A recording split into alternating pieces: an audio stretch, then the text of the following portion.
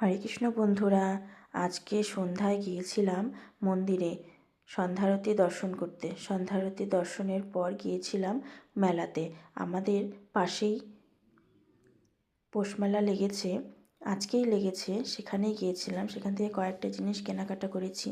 বেশি কেনাকাটা করতে পারিনি কারণ প্রচণ্ড ঠান্ডা পড়ে গিয়েছিল। আমার ছেলে মেয়ে ছোটো, ওদের আবার ঠান্ডা লেগে যাবে, সেই কারণে বেশিক্ষণ থাকিনি।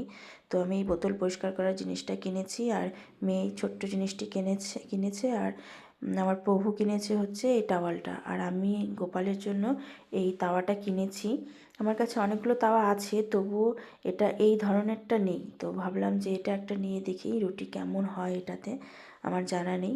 তো সেই কারণে এটা আমি কিনেছি, তো রুটি করে দেখবো কেমন হয়েছে। আর কিনেছিলাম কয়েকটা ডালের বড়ি, অল্পই কিনেছি কারণ এই ধরনের ডালের বড়ি আমাদের এখানে পাওয়া যায় না। তো দেখবো কেমন হয় খেতে। আর